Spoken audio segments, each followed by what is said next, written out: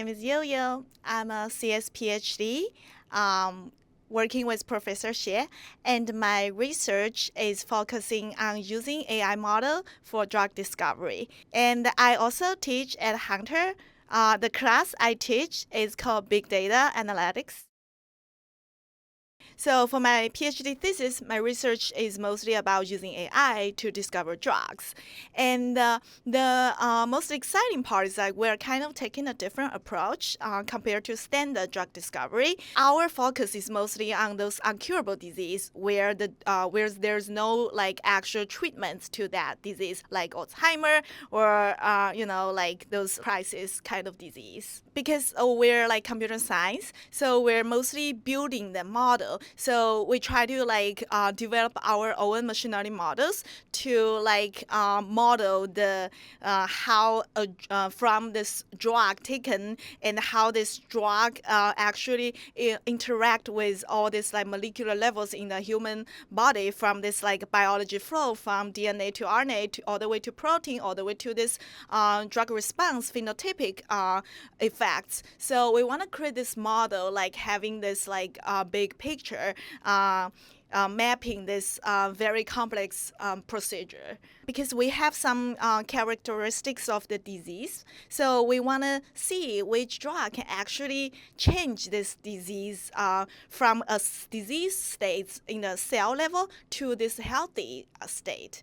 So because traditionally people do a lot of target discovery, which is they assume there are some like drug targets. So they, as long as I find this like drug can bind with some targets, then we can see this is a magic drug that can cure those disease. However, we're taking this approach which is more from this like causality side, that we want to actually find a drug can turn this disease to a healthy, instead of just fighting that one target. Because there are a lot of like complex disease, they're actually formed by multiple multiple pathways, like way more complex than those single target or even like two or three target. So instead of like just fighting those target, we want to fight this actual drug that can really kill this disease from like reversing this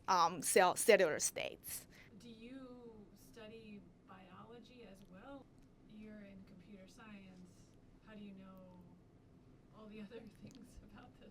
Yeah, this is a really good question. This is also driven me doing this research, as well as challenging me the most in this part of research, because my background is like computer science and electrical engineering, which has nothing to do with biology and chemistry or physics. But like this research field is really like interesting and impactful in terms of this using AI for to solve healthy problems. But the thing is that because this is really interdisciplinary, there are a lot of cross major kind of like background required. So I would say for my first and second year of PhD, I spent a lot of time like catching up from like biology point of view. So I also had to learn a lot of biology and chemistry. But the thing is coming from this coming from CS background, I think.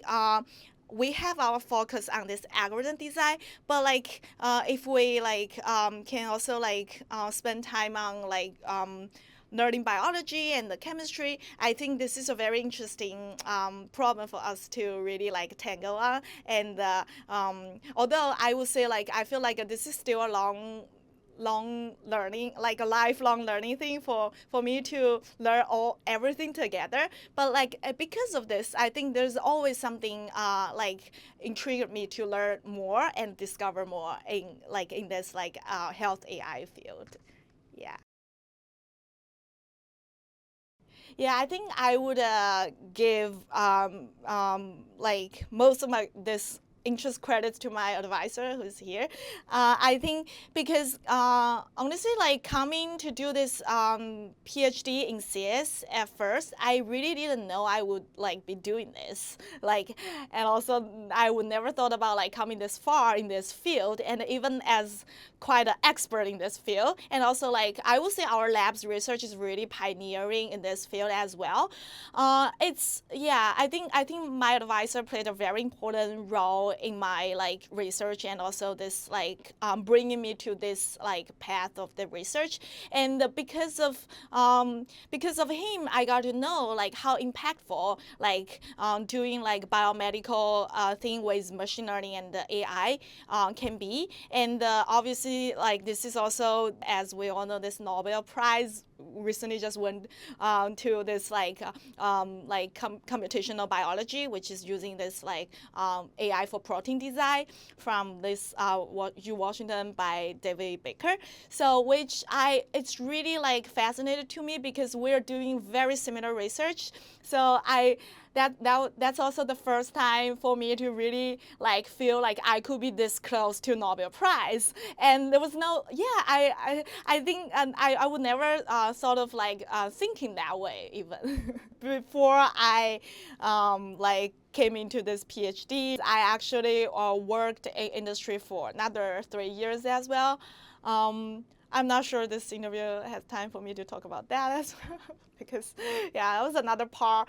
After me graduating from this electrical engineering major from college, I actually started my first job. So I went to this like cable TV company, which is a really big company in China, and doing the things very like technology developing thing with this IPTV, which is also what I learned from because my electrical engineering background is also focusing on this communication type of like EE. So I was doing that for, let's see, half year intern and half year of like full time, and everyone else around me liked my job more than me. So it's more like, you know, other people the society likes, you know, and you got good pay and you got like good work-life balance, but I feel like there was just something missing. And I took a really unique approach, like unique way, like in the middle of that, because I just quit my job and I opened my own like clothing store company.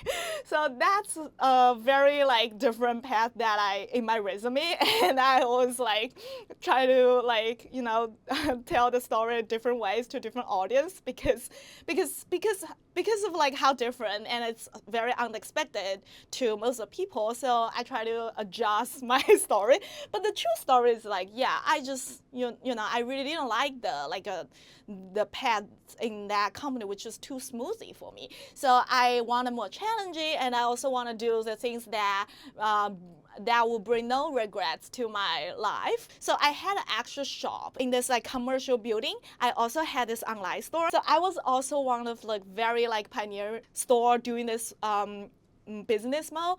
So it turned out I was really successful. Like at least, I mean, really successful for me. Everybody's like, oh my God, you're living my life, living my dreams. And I was like, oh my God, my fashion dream, all these dreams come true. Until like the third year, that was the same thing happens, like, oh, life's been too smooth. And then because there was always a sparkle like in me of like coming to United States. If starting from my college or high school time, I actually had this like little spark. I was like, I wanted to come abroad for a college, but like for some reason I didn't do that for college. But that was always in me. So I feel like that was the time for me to like do that, like as a master student. So I applied. Oh no, I actually spent like I spent like half year like doing all this, because you need to pass some English exam, which was really hard for me because in China, like nobody really speaks English like in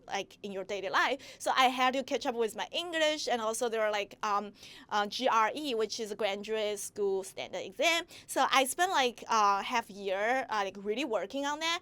But like because I'm someone, if I determine to do something, I have to achieve it. So I really like I even shut down my store and everything. Like people again thought I was crazy. The same the same crazy idea as me quitting my job, but like I never really like listened to the people because I know what I want and I feel like no one knows better than me of like what I really want. So I was really determined, and like I passed the exam, although I failed 4 times for the exam.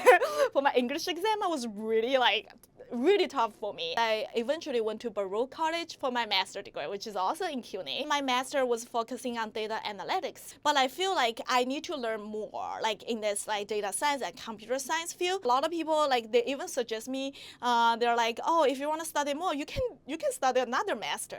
Like maybe in computer science. I'm like, why, why not like even higher? Like, cause I know people say a PhD is a super long commitment and not everyone can do it. But like, I never really like. Again, I don't listen to the people.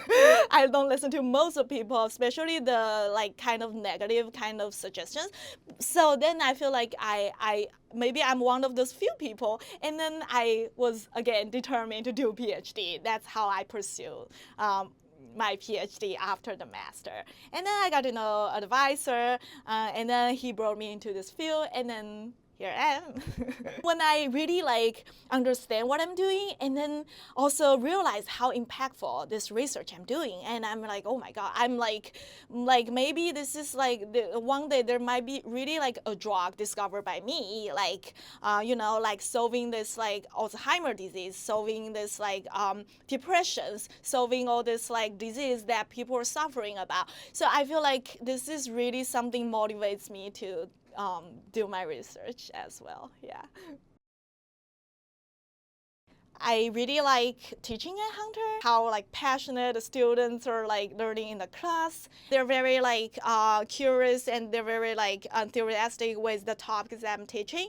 So I feel like it's having this like active learning, feedback also motivates me to like deliver more like informative lectures for them. Hunter is all very diverse, and that really makes me feel like less like homesick, because like I see a lot of like Asian faces, and I've also got to taste the food that even from my hometown. So it's not bad at all for me. So I feel like it's great like to be here. Yeah.